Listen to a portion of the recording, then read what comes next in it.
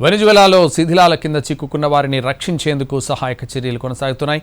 2 భారీ భూకంపాలతో మరభూమిలా మారిన వెనిజువెలాలో మృతుల సంఖ్య అంతకంతకు పెరుగుతోంది. ఇంతవరకు 1430 మంది మరణించినట్లుగా అధికారికంగా నిర్ధారించారు. 3060 మందికి ఆసుపత్రుల్లో చికిత్స కొనసాగుతోంది.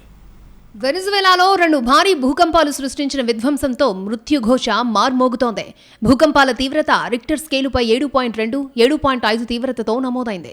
దీంతో వేలాది భవనాలు శిథిలమయ్యాయి. శిథిలాల కింద చిక్కుకుపోయిన వారి తమ కుటుంబ సభ్యులు, బంధువులను కాపాడుకోవాలనే ఆశతో ప్రజలు రేయింబవళ్లు వేచి చూస్తున్నారు. గంటలు, రోజులు గడిచే కొద్దీ వారిలో నిరాశ అలుముకుంటున్నా తమవారు బతికి బయటపడతారా అన్న చిన్న ఆశతో రెస్క్యూ ఆపరేషన్ ని పరిశీలిస్తున్నారు. చాలా మంది సొంతంగా రాళ్లను తొలగిస్తున్నారు. శిథిలాల కింద చిక్కుకున్న తమ వారి నుంచి చిన్న శబ్దం వస్తే వెంటనే రెస్క్యూ టీమ్స్ కు సమాచారం ఇద్దామని ఆతృతగా గమనిస్తున్నారు. శిథిలాల చెంత నుంచి గట్టిగా తమ వారి పేర్లను పెట్టి పిలుస్తున్నారు. లాగువేరాలో శిథిలాల కింద చిక్కుకుపోయిన ఓ పసిబిడ్డను రక్షించాయి రెస్క్యూ టీమ్స్. పసిబిడ్డను తండ్రికి అప్పగించగానే ఆయన భావోద్వేగం చెందారు. ఆ తర్వాత కాసేపటికే పసిబిడ్డ తల్లిని కూడా రక్షించారు. చాలా చోట్ల భూకంప సహాయక చర్యలు మంతకొడిగా సాగుతున్నాయి. జంట భూకంపాలతో భారీ భవనాలు పేకమేడలా కూలిపోవడంతో శిథిలాలను తొలగించేందుకు సరిపడా సిబ్బంది లేరు.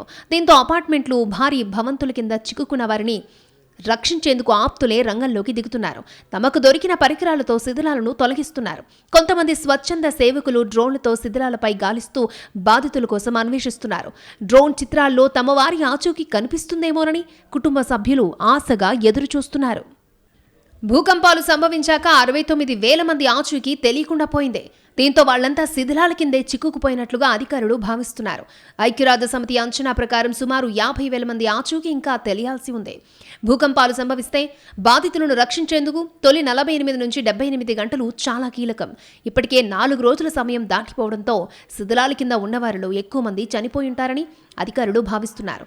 ఇకపై ఎవరిని రక్షించినా అది అద్భుతమే అవుతుంది. సహాయక చర్యల్లో తీవ్ర జాప్యంపై బాధితులు తీవ్ర ఆగ్రహాన్ని వ్యక్తం చేస్తున్నారు. కాలం గడుస్తున్న కొద్దీ శిథిలాల కింద నుంచి దుర్వాసన వస్తోందని స్థానికులు వాపోతున్నారు.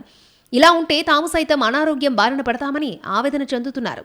అయితే శిథిలాల కింద చిక్కుకున్న వారి శబ్దాలు వినిపించేందుకు సైనికులు, మెక్సికో నుంచి వచ్చిన రెస్క్యూ బృందాలు ప్రజలను నిశ్శబ్దంగా ఉండాలని కోరుతున్నారు.